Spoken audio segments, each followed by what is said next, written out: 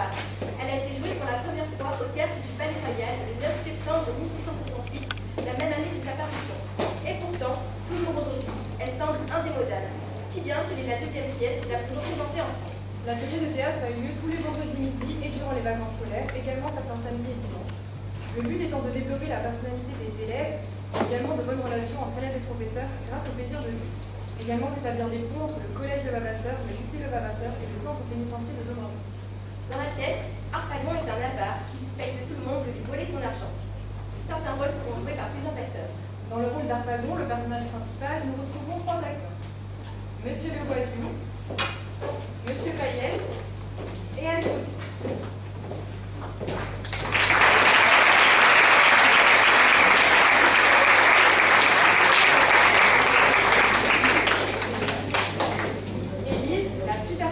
L'amante de Valère est jouée par Manon et Chania.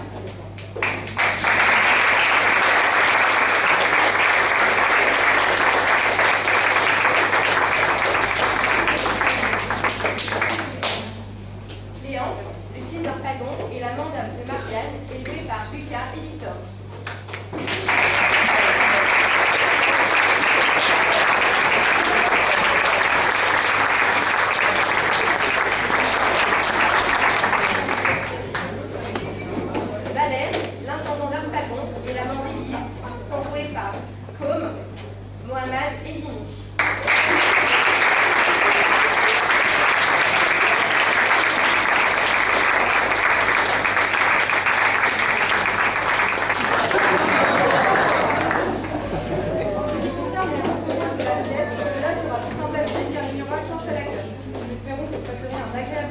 Bon spectacle à tous.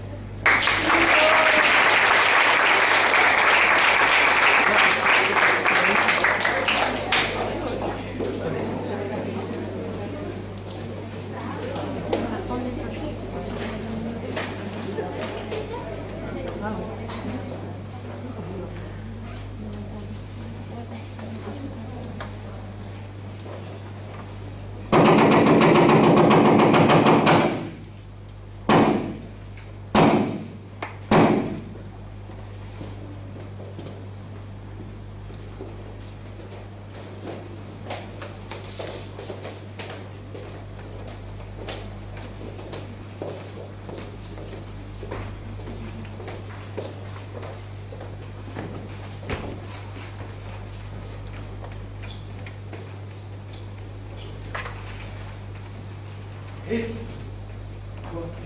Charmante Élise, vous devenez mélancolique après les obligeantes assurances que vous avez eu la bonté de me donner de votre foi.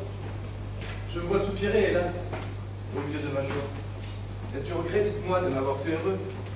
Et vous repentez-vous de cet engagement, mais vous, Non, Valère, je ne puis pas me repentir de tout ce que je fais pour vous. Je m'y sens entraînée par une trop douce puissance et je n'ai pas même la force de souhaiter que les choses ne fussent pas. Mais, à vous dire le vrai, le succès me donne de l'inquiétude et je crains fort de vous aimer un peu plus que je ne devrais. Ah, mais que pouvez-vous craindre, Élise, dans les bontés que vous avez pour moi? Hélas, 100 choses à la fois, l'emportement d'un père, les reproches d'une famille, les censures du monde. Mais, plus que tout, Valère, le changement de votre cœur, cette froideur criminelle dont ceux de votre sexe fait le plus souvent les témoignages, au pardon d'une innocente amour. Ah, ne me faites pas ce tort de juger de moi par les autres. Soupçonnez-moi de tout, Élise, plutôt que de manquer à ce que je vous dois. Je vous aime trop pour cela et mon amour pour vous durera autant que nous. Ah, Valère, chacun tient les mêmes discours. Tous les hommes sont semblables par les paroles, ce n'est que les actions qui sont trop différentes. Mais, puisque les seules actions font connaître ce que nous sommes, attendez donc au moins de juger de mon cœur pareil. Et ne me cherchez point les crimes dans les injustes craintes de fâcheuses prévoyances. Hélas, qu'avec facilité on se laisse persuader par les personnes que l'on aime. Oui, Valère, je tiens votre cœur incapable de m'annoncer. Je crois que vous m'aimez d'un amour véritable et que vous me serez fidèle. Je n'en veux point du tout douter et je retranche mon chagrin aux appréhensions du blâme qu'on pourra me donner. Mais pourquoi cette inquiétude? Je n'aurais rien à craindre si tout le monde vous voyait des yeux dont je vous vois. Et je trouve en votre personne de quoi avoir raison aux choses que je fais pour vous. Mon cœur, pour sa défense, a tout votre mérite, appuyé du secours d'une reconnaissance sous le ciel m'engage envers vous. Je me représente à toute heure ce péril étonnant qui commence à nous offrir au regard un de l'autre. Cette générosité surprenante qui vous fit risquer votre vie pour dérober la mienne à la fleur des ondes.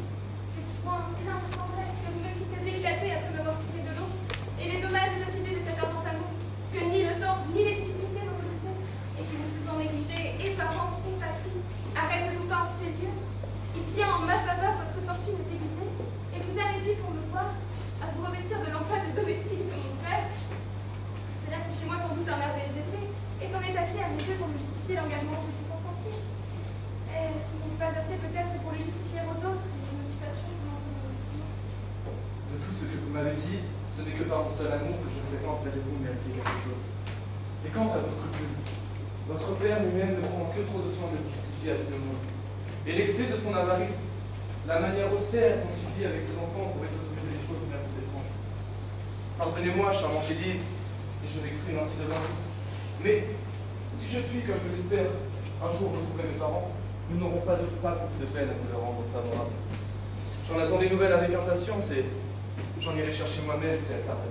Ah bah la restez ici, je vous prie, songez seulement à vous bien mettre dans l'esprit de mon père. Vous voyez comme je lui prends et les apports de complaisance qu'il m'a fallu mettre en usage pour m'introduire à son service. Sous quel masque de sympathie, de rapport de sentiment je me déguise pour lui plaire. Et quel rôle je joue tous les jours avec lui afin d'acquérir sa tendresse. J'ai fait des progrès admirables et j'éprouve que pour gagner les hommes, il n'y a point de meilleure voie que de se parer à l'entrée de leur raffination, que de donner dans leurs maximes, encenser leurs défauts et applaudir à ceux qu'ils font. La sincérité souffre un peu au métier que je fais, mais quand on a besoin des hommes, il faut bien s'ajuster à eux. Et puisqu'on ne saurait le gagner que par là, ce n'est pas la faute de ceux qui flattent, mais la faute de ceux qui doivent être flattés. Mais que tâchez-vous aussi à gagner la vie de mon frère, pour que la servante soit vis-à-vis de mes sociétés? On ne peut pas ménager dans les nôtres. L'esprit du Père et celui du Fils sont des choses si opposées qu'il est difficile d'accommoder ces deux confidences ensemble. Il vient. Je me retire. Prenez ce temps pour lui parler et ne lui découvrez de notre affaire que ce que vous jugerez à propos. Je ne sais si j'aurai la force de lui faire cette confidence. Je suis bien aise de vous trouver seule, ma sœur. Et je voulais de vous parler pour m'ouvrir à vous un secret. Me voilà prête à vous ouvrir, mon frère. Qu'avez-vous à me dire? Bien des choses, ma sœur, enveloppées dans un mot. J'aime. Vous aimez? Oui, j'aime. Mais avant que d'aller plus loin, je sais que je dépends d'un père. Et que le nom de fils me soumet à ses volontés. Que nous ne devons point engager notre foi sans le consentement de ceux dont nous tenons au jour. Que le ciel les a fait maîtres de nous. Et qu'il nous est enjoint de ne disposer que par leur conduite. Que n'étant prévenus d'aucune fois leur peur, ils sont en état de se tromper bien moins que nous. Et qu'il en faut plutôt croire les lumières de leur prudence que l'aveuglement de notre jeunesse. Et que l'emportement de notre passion nous conduit le plus souvent dans des précipices fâcheux. Je vous dis tout cela, ma sœur, afin que vous ne vous donniez pas la peine de me le dire. Car enfin, mon amour ne veut rien écouter, et je vous prie de ne pas m'apporter de raison de me dissuader.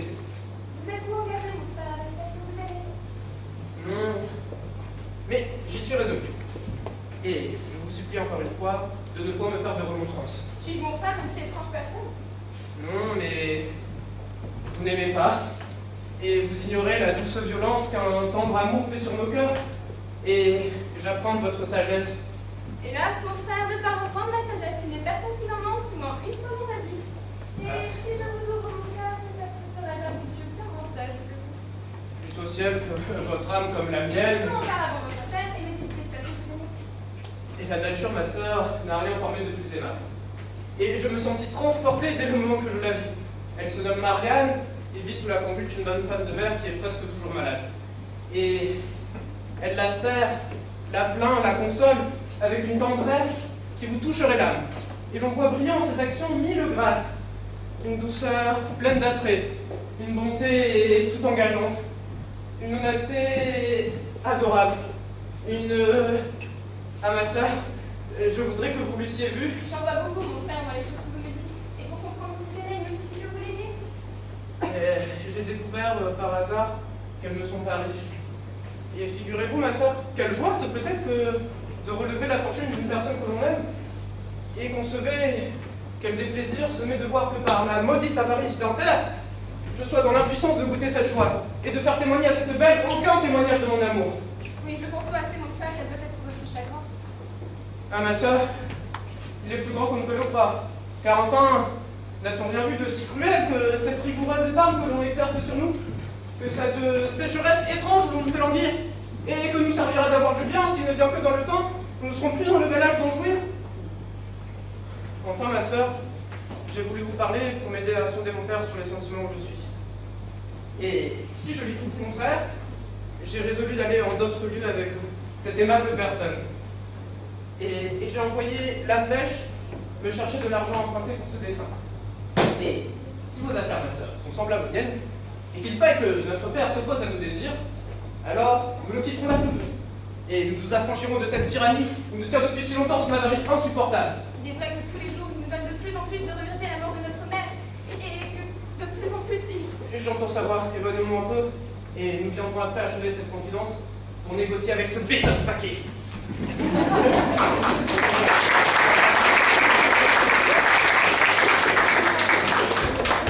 Allez-y! Tout à l'heure! Allez, vous ne répliquez pas! Allons! Que l'on détaille chez moi! Maître Jurepilou! Vrai gibier de potence! Je n'ai rien vu de si méchant que ce maudit vieillard. Et je pense, sauf correction, qu'il a le diable au corps. Tu murmures entre tes dents? Pourquoi me chassez-vous? C'est bien à toi, Pornard, à me demander des raisons! Sors vite que je ne t'assomme! Qu'est-ce que je vous ai fait? Tu m'as fait? Tu m'as fait que je veux que tu sortes! Mon maître, votre fils m'a donné ordre de l'attendre. Attends, l'attendre dans la rue! Et ne sois point planté dans ma maison tout droit comme un piquet! Observez ce qui se passe! À faire ton profit de tout! Je ne veux point sans cesse un espion de mes affaires! Un traître dont les yeux mendient! Assiège toutes mes actions! Dévore ce que je possède et furaille de tous côtés pour voir s'il n'y a rien à voler! Mais comment diantre voulez-vous qu'on fasse pour voler? Êtes-vous un homme volable quand vous renfermez toutes choses et faites sentinelle jour et nuit? Je veux enfermer ce que bon me semble et faire sentinelle comme il me plaît. Ne voilà pas de mes mouchards qui prennent garde à ce qu'on fait. Je tremble qu'il n'ait soupçonné quelque chose de mon argent.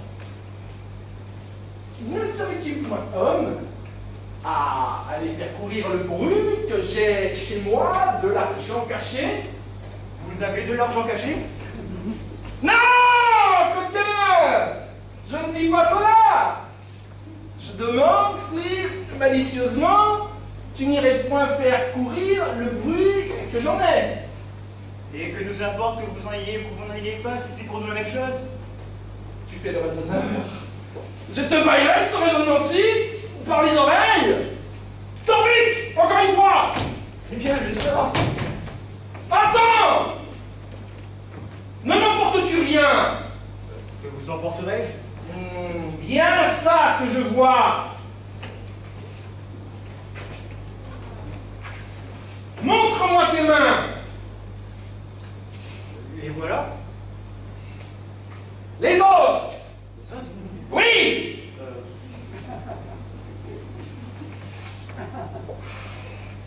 N'as-tu rien mis ici dedans? Voyez vous-même. Ces grandes choses sont propres à devenir les receleurs des choses que l'on dérobe. Et je voudrais bien qu'on en eût fait pendre quelqu'un. Qu'un homme comme cela mériterait ce qu'il craint, et que j'aurais de joie à le voler. Quoi? Qu'est-ce que tu dis? Qu'est-ce que tu parles de voler? Je dis que vous fouillez bien pour voir si je vous ai volé. Et c'est ce que je veux faire. La peste soit de l'avarice et des avaricieux. Comment? Que dis-tu? Ce que je dis? Oui, qu'est-ce que tu dis? D'avarice et d'avaricieux? Je dis que la peste soit de l'avarice et des avaricieux. Et qui sont-ils, ces avaricieux? Des avaricieux? Mais qui est-ce que tu entends par là? Des vilains et des ladres. Et qu'est-ce que tu entends par là? Mais de quoi vous mettez-vous en peine? Je me mets en peine de ce qu'il faut! Est-ce que vous croyez que je veux parler de vous? Je crois ce que je crois, mais je veux que tu me dises à qui tu parles quand tu dis cela. Je parle à mon bonnet. Et moi je pourrais bien parler à ta barrette. M'empêcherez-vous de maudire les avaricieux?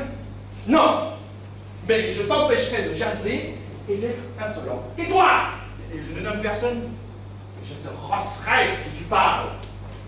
Qui se sent morveux, qui se mouche. Tu? Oui, malgré moi. Ah! Oh, mais tenez-les, voilà en bord de gauche. Allons. Rends-moi sans te fouiller. Quoi? Ce que tu m'as pris. Je vous ai rien du tout. Assurément. Assurément. Adieu. Va-t'en à tous les diables. Nous voilà fort bien congédiés. Voilà un pandard de valet qui m'accommode fort. Et je ne me plais pas à voir ce chien de boîte-là.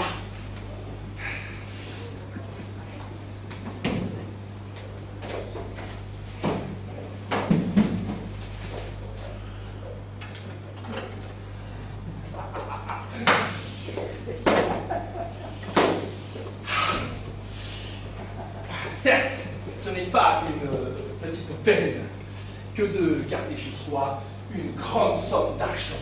Et bien heureux qui peut avoir son fait bien placé et ne conserve que ce qu'il faut pour sa dépense. On n'est pas peu embarrassé à inventer dans toute une maison une cache fidèle. Car pour moi, les coffres-forts me sont suspects et je ne veux jamais m'y fier. Je l'éteins justement pour une franche amorce à voleur, et c'est toujours la première chose que l'on va attaquer. Cependant, je me demande si j'aurais bien fait d'avoir enterré dans mon jardin 10 000 écus qu'on me rendit hier. 10 000 écus en or chez soi est une somme assez... Je me serais trahi moi-même et la chaleur m'aura emporté. Je crois que j'ai parlé haut en raisonnant seul. Qu'est-ce? Bien, mon père. Y a-t-il longtemps que vous êtes là? Nous ne venons que d'arriver. Vous avez entendu? Quoi, mon père? Ce que je viens de dire. Non. Là! Quoi? Si fait. Pardonnez-moi. Je vois bien que vous avez oui quelques mots. C'est que je m'entretenais en moi-même de la peine qu'il y a aujourd'hui à trouver de l'argent et je disais qu'il est bien heureux qu'il peut avoir 10 000 écus chez soi. Je suis venu à vous aborder de peur de vous interrompre. Je suis bien aise de vous dire cela afin que vous n'alliez pas prendre les choses au travers et vous imaginez que c'est moi qui ai 10 000 écus. Et nous n'entrons pas dans vos Plus affaires. à Dieu que je les eusse, 10 000 écus. Je ne crois pas. Cela arrangerait bien mes affaires. Ce sont des choses... J'en aurais bon besoin. Je pense que... Et je ne me plaindrai pas. Je fais que le temps est misérable. Bonjour, mon père, vous n'avez pas lieu de vous plaindre. Et l'on sait tous que vous avez assez de bien. Comment j'ai assez de bien.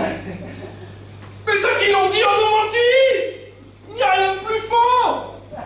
Ce sont les coquins qui font courir tous ces bruits-là. Vous n'êtes pas en colère. Cela est étrange que de voir ses propres enfants nous trahir et devenir nos ennemis. Et est-ce être votre ennemi que de dire que vous avez du bien? Oui. Car par les discours et les dépenses que vous faites seront cause qu'un de ces jours, on en viendra chez moi couper la gorge dans la pensée que je suis tout cousu de pistoles. Et quelle grande dépense est-ce que je fais? Quelle? Est-il rien de plus scandaleux que ce somptueux équipage que vous promenez par la ville? Je querellais hier votre sœur, mais c'est encore pire! Voilà qui est mange au ciel! Et à vous prendre depuis les pieds jusqu'à la tête, il y aurait là de quoi faire une bonne constitution. Je vous l'ai dit 20 fois, mon fils, toutes vos manières me déplaisent fort. Vous donnez furieusement dans le marquis, et pour paraître ainsi vêtu, il faut bien que vous me dérobiez. Et comment vous dérobez? Que sais-je? Où allez-vous donc prendre de quoi entretenir l'état que vous portez? Moi, mon père, c'est que je vais au PMU une fois par semaine. Et comme ça rapporte bien, je mets sur moi tout l'argent que je gagne. C'est fort mal fait. C'est fort mal fait. Si vous êtes heureux au jeu, vous en devriez profiter pour placer à honnête intérêt l'argent que vous gagnez, afin de le trouver un jour. Et je voudrais bien savoir du reste à quoi servent ces rubans dont vous voilà lardés depuis les pieds jusqu'à la tête. Il est bien nécessaire d'employer de l'argent et des perruques quand on peut porter des cheveux là, comme ça, là, de son cru, qui ne coûtent rien. Je vais gager qu'en perruque et voilà, les rubans, il y a du moins 20 pistoles. Et 20 pistoles rapportent à l'année 18 livres, 6 sols, 8 deniers, à ne les placer qu'aux deniers. Voilà. Ça, Vous avez raison.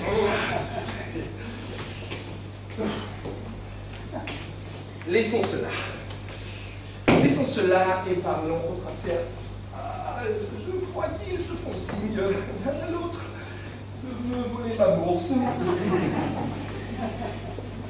Que signifient ces gestes-là? Nous parlons, mon frère et moi, à qui parlera le premier. Et nous avons tous deux quelque chose à vous dire. Et moi aussi, j'ai quelque chose à vous dire à tous deux. C'est de mariage, mon père, dont nous voulons vous parler. Et c'est de mariage aussi que je veux vous entretenir. Ah, mon père! Pourquoi ce cri, ma fille? Est-ce le mot ou la chose qui vous fait peur?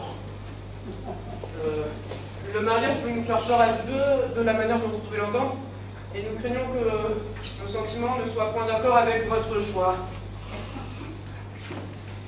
Un peu de patience! Ne vous alarmez point! Je sais ce qu'il vous faut à tous deux, et vous n'aurez ni l'un ni l'autre aucun lieu de vous plaindre de ce que je prétends faire. Et pour commencer par un livre, avez-vous vu, dites-moi, une jeune personne appelée Marianne, qui ne loge pas loin d'ici? Oui, mon père. Et vous? J'en ai ouï parler. Comment, mon fils, trouvez-vous cette fille? Une fort charmante personne, Sa physionomie, toute honnête, pleine d'esprit, son air et sa manière. admirable sans doute. Ne croyez-vous pas, mon fils, qu'une fille comme cela mériterait assez que l'on songeât à elle? Oui, mon père. Que ce serait un parti souhaitable? Et très souhaitable, Qu'elle a toute la mine de faire un bon ménage? sans doute, Et qu'un mari aurait satisfaction avec elle? certainement.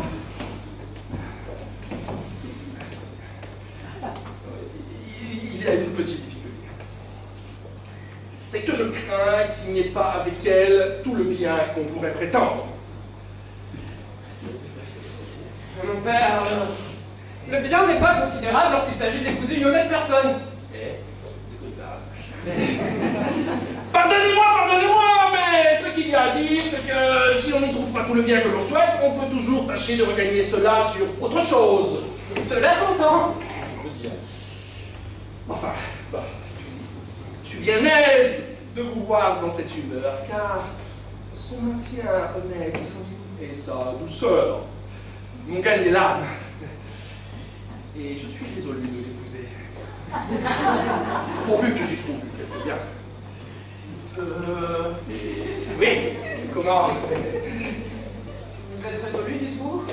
Oui, d'épouser Marianne. Qui, vous là? Oui, moi. Que veut dire cela? Il m'a pris tout à coup à un éblouissement, et je me retire d'ici. Allez boire dans la cuisine un grand verre d'eau fraîche, cela ne sera rien. Allez. Ne voilà pas de mes damoiseaux flouets qui n'ont pas plus de vigueur que des poules. Cote.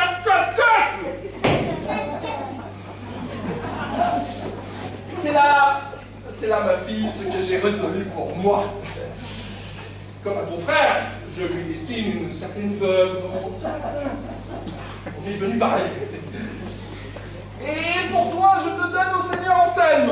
Mon Seigneur Anselme? Oui, un homme mûr, prudent, sage, qui n'a pas plus de 50 ans. et dont on vante les grands biens.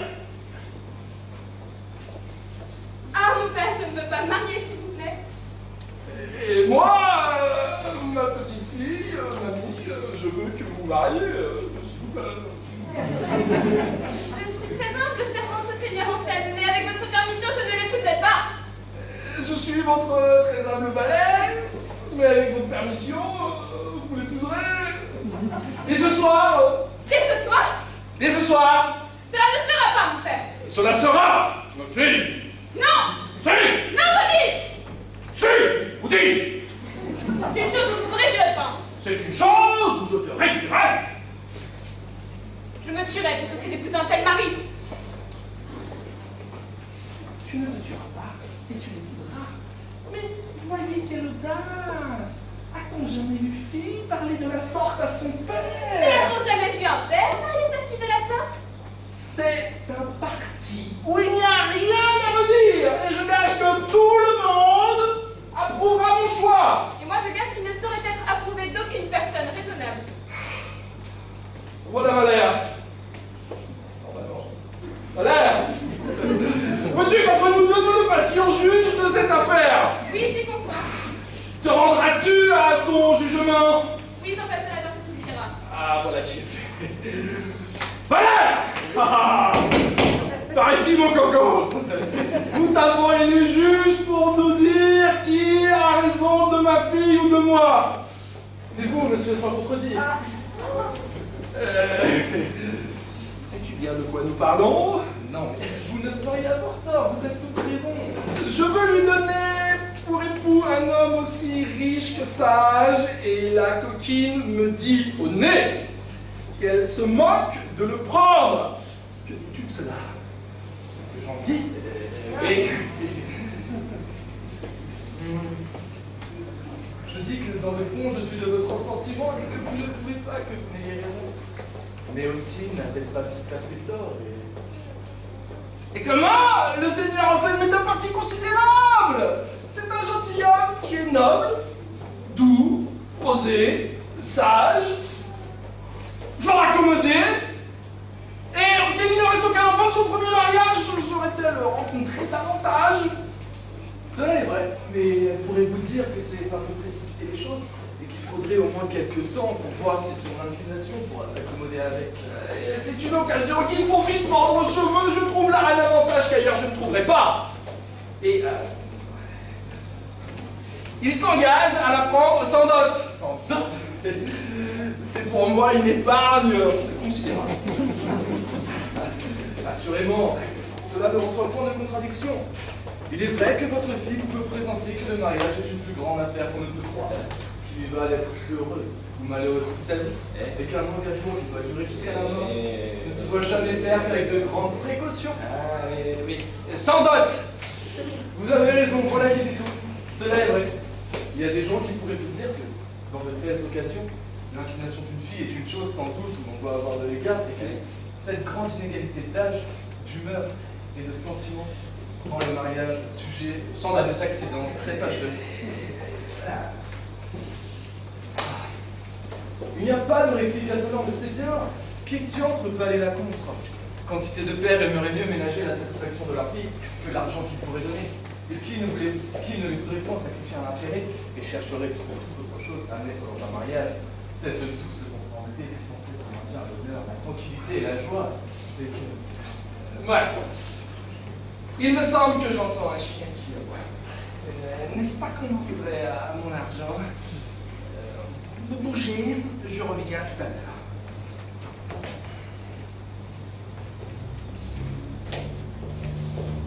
Vous bougez-vous pas là que de parler comme vous faites? C'est pour ne point l'écrire et pour en venir le tabou. Heurter de front ses sentiments serait le moyen de tout gâter. Faites semblant de vous sentir à ce qu'il veut et vous en aurez mieux à l'enfant. Mais ce mariage, Valère! On cherchera des biais pour le rompre. Mais quelle invention trouver s'il se va conclure ce soir? Il faut demander un délai et feindre quelques maladies. Et l'on découvrira la fin si l'on fait venir le médecin. Vous moquez. Y connaissent-ils quelque chose? Allez, allez, vous pourrez avoir avec eux n'importe quel mal, il vous plaira. Ils trouveront toujours des raisons pour vous dire ce qu'il en est. Enfin, notre dernier recours, c'est la fuite. Et si votre amour fait l'hélice, est capable d'une fermeté. Oui. Il faut qu'une fille obéisse à son père. Il ne faut point qu'elle regarde comment un mari est fait, et lorsque la grande raison de son dot s'y rencontre, elle doit être capable de prendre tout ce qu'on lui donne. Oh, voilà! Bien parlé, cela! Monsieur, je vous demande pardon si je m'emporte un peu et prendre la hardiesse de vous parler comme je fais. Mais tu m'envoies à lui, et je veux que tu prennes sur elle un pouvoir absolu! Je lui donne l'autorité que le ciel me donne sur elle. Après cela, résister à mes remontrances, je vais la suivre, monsieur, pour lui continuer les leçons que je lui faisais. Ah, certes, tu m'obligeras! Il est bon de lui tenir un peu la bride haute. Il faut! Si vous ne mettez pas aux peines, je crois que j'en viendrai à bout. Fais! Je m'en vais faire un petit tour en ville et reviens tout à l'heure. Oui, l'argent est plus précieux que toutes les choses du monde. Et vous devez rendre grâce au ciel de l'honnête homme de père qui vous a donné. Il sait ce que c'est que de vivre. Et lorsqu'on s'offre de prendre une fille sautante, on ne doit plus regarder plus avant. Tout est renfermé là-dedans et sans dot tient lieu de jeunesse, de beauté, de sagesse et de probité. Le brave garçon! Voilà parler comme un oracle! Heureux qu'il peut avoir un domestique de la sorte! Je sais.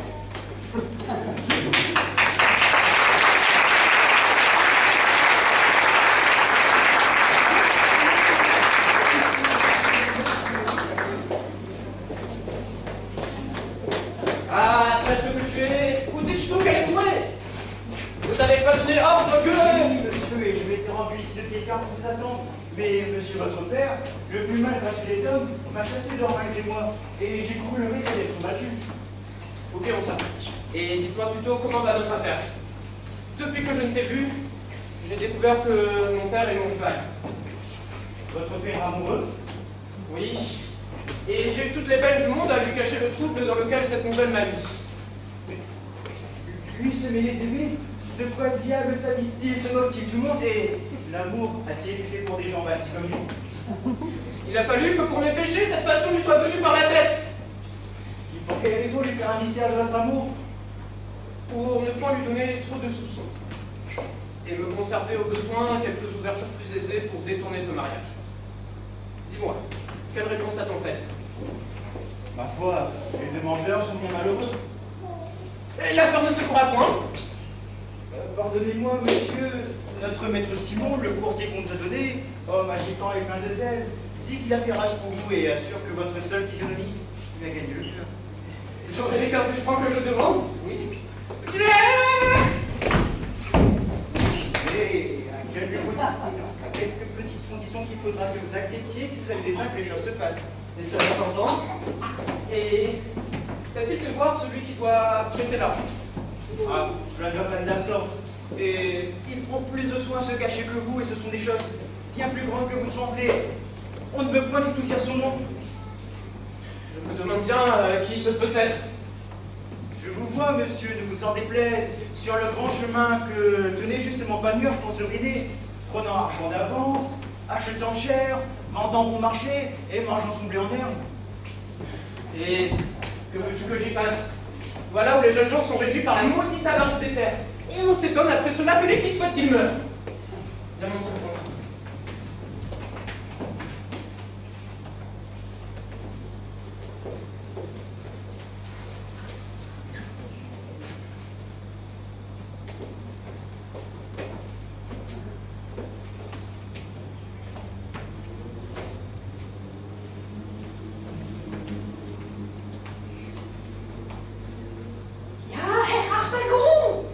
C'est un jeune homme qui a besoin d'argent. Ses affaires le pressent d'en trouver, et il en passera par tout ce que vous lui en presserez. Mais croyez-vous, maître Simon, qu'il n'y a rien à péricliter? Et connaissez-vous le nom, la famille et les biens de celui pour qui vous parlez? Nein, je ne peux pas bien vous en instruire à fond, et ce n'est que par aventure que l'on m'a adressé à lui. Mais il vous serait de toutes choses éclairci par lui-même. Et son homme m'a assuré que vous serez content quand vous le connaîtrez, Erfro. Il n'a plus sa mère déjà. Sa famille est colossalement riche. Et il m'a assuré que si vous voulez, Son père mourra avant qu'il soit 8 mois. C'est quelque chose que cela! La charité, Maître Simon, nous oblige à faire plaisir aux personnes lorsque nous le pouvons. Ja, natürlich. Ja. C'est entendu. Mais que veut dire ceci? Notre maître Simon qui parle à votre père? Et lui aurait-on appris qui je suis? Et serais-tu pour me trahir? Ah, was machen Sie hier? Vous êtes bien pressé? Qui vous a dit que c'était séant? Ce n'est pas moi, monsieur, au moins, qui l'aurait découvert. Votre nom et votre logis. Mais, à mon avis, le mal n'est pas si grand. Ce sont des personnes discrètes. Et vous pouvez ici vous expliquer ensemble. Monsieur et le jeune homme qui veut vous emprunter les 15 000 livres dont je vous ai parlé.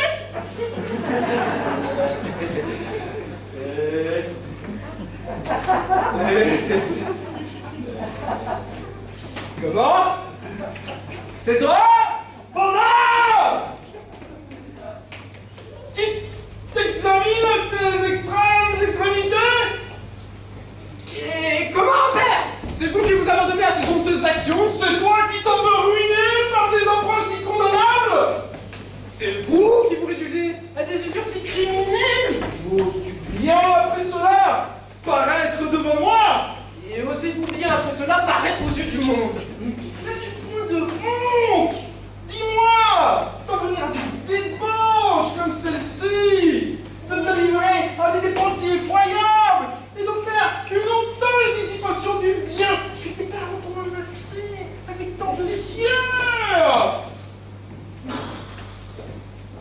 Ne refusez-vous point de déshonorer votre condition et de sacrifier gloire et réputation au désir insatiable d'entasser écu sur écu?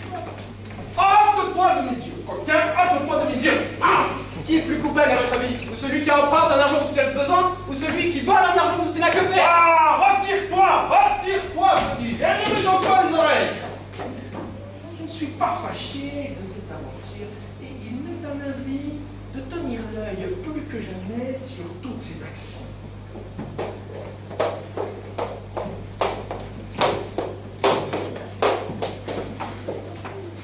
Monsieur?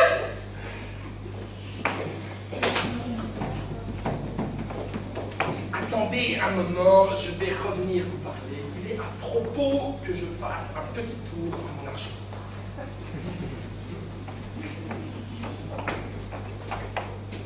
Eh? C'est toi, mon pauvre la flèche? Mais d'où vient cette rencontre? Ah, c'est toi, Frosine? Mais que viens-tu faire ici? Ah, ce que je fais partout ailleurs. M'entremettre d'affaires, me rendre serviable aux gens, et m'occuper du mieux qu'il m'est possible des petits talents que je puis avoir. Tu sais que dans ce monde, il faut vivre d'adresse, et qu'aux personnes comme moi, le ciel n'a de notre rente que l'intrigue et que l'industrie. Et as-tu quelques négoces avec le patron du logis? Ah oui, je traite pour lui quelques petites affaires dont j'espère une récompense. Ah, ma foi de lui, tu seras bien vite si tu en tiens quelque chose. Et je te donne l'avis que l'argent séant est fort cher. Il y a de certains services qui touchent merveilleusement. Écoutez, je suis votre valet et tu ne connais pas encore le Seigneur Harpagon. Le Seigneur Harpagon est de tous les humains l'humain le moins humain, le mortel de tous les mortels, le plus dur et le plus serré. Et donner est un mot pour qui il a tant d'aversion qu'il ne dit jamais « je vous donne, mais je vous prête le bouchon ». Oh mon Dieu, je sais l'art de traire les hommes. J'ai le secret de m'ouvrir leur tendresse, de chatouiller leur cœur, de trouver les endroits par où ils sont sensibles. Bagatelle ici, je te défie d'attendrir du côté de l'argent l'homme dont il est question ici. En un mot, il aime l'argent plus que réputation, honneur et que vertu. Et la vie d'un demandeur lui donne des convulsions. C'est le frapper à son bras mortel, c'est lui percer le cœur, c'est lui arracher les entrailles. Et si... Mais il revient, je me retire.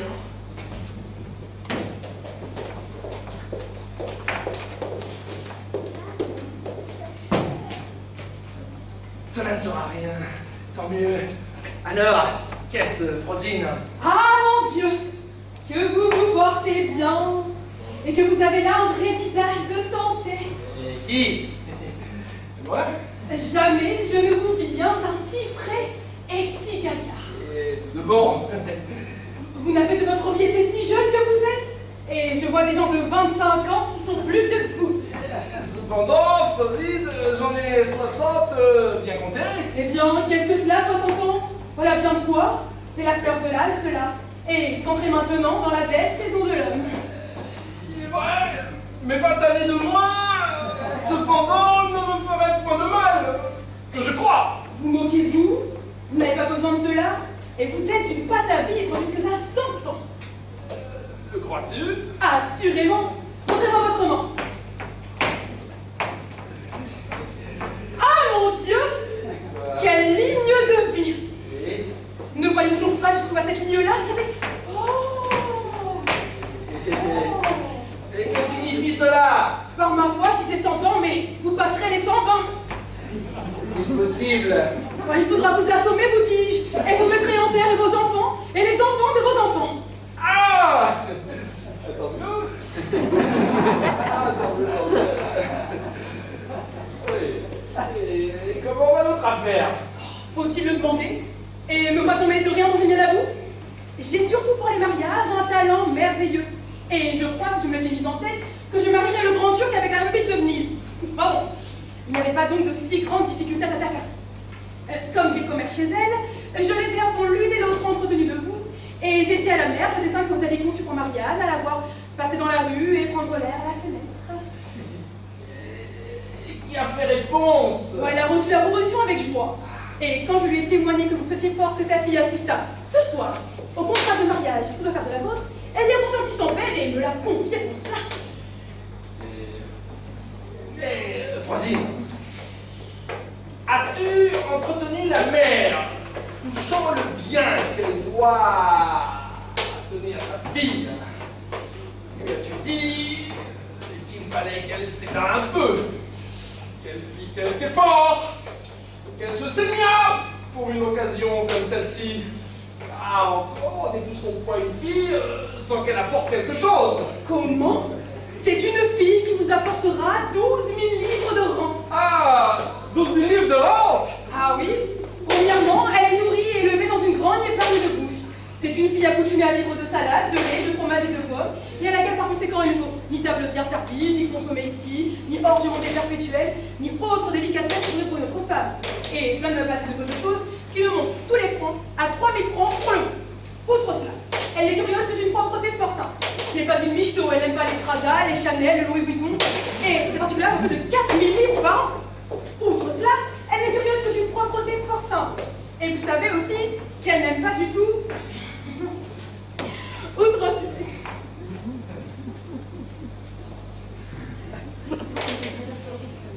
Elle a une aversion horrible pour le jeu. Et j'en connais dans le quartier qui a perdu au poker cette année 20 000 francs. Mais bon, n'en prenons rien que le quart. 5 000 francs au jeu, 4 000 francs d'habits et bijoux, cela fait 9 000 livres. Et 1000 écus que nous mettons pour la nourriture. Voilà-t-il pas par vos 12 000 francs bien comptés? Et Frosine, cela est pas mal, mais ce compte-là n'est rien de réel. Comment? N'est-ce pas quelque chose de réel que vous apportez en mariage une grande sobriété, l'acquisition d'un amour de simplicité de parure et l'aversion d'un grand fond de haine pour le jeu?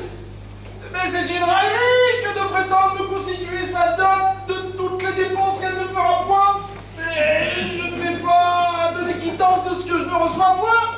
Et il faut bien que je touche quelque chose. Oh bah monsieur, vous toucherez assez.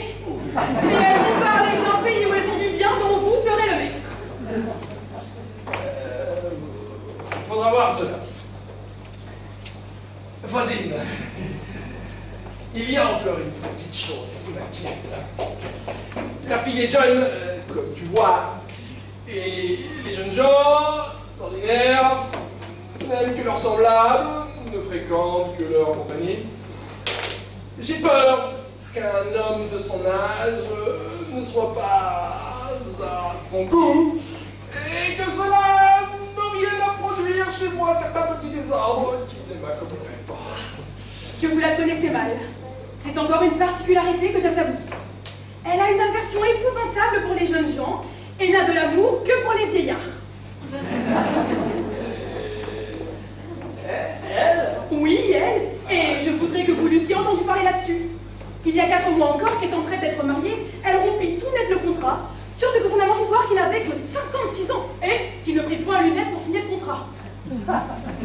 Sur cela seulement? Oui, sur cela seulement. Elle dit que ce n'est pas contentement pour elle que 56 ans, et surtout, elle est pour l'aîné qui porte les lunettes. Certes, tu me dis là une chose toute nouvelle. Cela va encore plus loin qu'on ne peut vous dire. On lui voit dans sa chambre quelques tableaux et quelques estampes. Mais qui pensez-vous que ce soit? Des Apollons? Des Shawn Mendes? Des Zac Efron? Des Frédéric Payette? De beaux tableaux de Zeus, de Heidegger, de Donald Trump et surtout de Daniel Waro. Cela est admirable! Jamais je n'aurais pensé cela!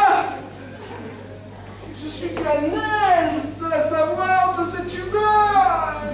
Car, en fait, pour moi, si j'avais été femme, jamais je n'aurais aimé les jeunes gens. Voilà de belles drogues que des jeunes gens pour les aimer. Ce sont de beaux morveux, de beaux bureaux. C'est ce que je dis tous les jours. Je ne sais pas comment il peut y avoir des femmes qui les aiment tant. Il faut être folle fiefée, trouver la jeunesse aimable et savoir le sens commun. Sont-ce des hommes que de jeunes blondins et peut-on s'attacher à ces animaux-là? Avec leur tas de poules l'été, leurs 3 petits brins de barbe relevés en barbe de chat, leur perruque d'étoupe et leur estomac débraillé. Eh, cela est bien bâti auprès d'une personne comme vous. Il y a là de quoi satisfaire à la vue. Voilà un homme, cela. Et c'est ainsi qu'il peut être fait et vêtu pour donner de l'amour. Et tu me trouves bien? Comment? Vous êtes à ravir et votre figure est à peindre. Tournez-vous un peu, s'il vous plaît. Oh! Que je vois marcher. Voilà un corps libre, taillé et dégagé comme il faut, et qui ne marque aucune incommodité. Je n'en ai pas de grande, Dieu merci. Il n'y a que ma fluxion qui me prête de temps en temps. Cela n'est rien, votre fluxion ne vous sied point mal, et surtout vous avez grâce à tousser. Oh!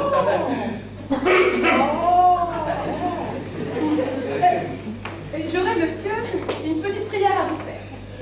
Je suis sur le point de perdre un procès, faute un peu d'argent.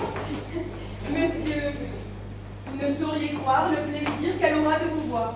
Que votre fraise à lentilles fera sur son esprit un effet admirable. Tu me ravis de me dire cela, Frosine. En vérité, monsieur, ce procès m'est une conséquence tout à fait grande. Je suis ruinée si je le perds, monsieur. La joie éclatait dans ses yeux au récit de vos qualités. Tu m'as fait grand plaisir, Frosine, et je te l'avoue, toutes les obligations du monde. Enfin, monsieur, je ne vous importunerai pas si je n'y voyais pas par la nécessité. Adieu. Je m'en vais, je vais achever mes dépêches. Monsieur, ne me refusez pas la grâce dont je vous sollicite. Adieu. Vous ne sauriez croire On m'appelle. qu'elle aura Jusqu'à tantôt. que la fièvre de serre, chien de vilain tous les diables. Le ladre a été ferme à toutes mes attaques, mais il ne me va pour autant que la négociation, car de l'autre côté, en tout cas, où je suis assurée de tirer bonne récompense.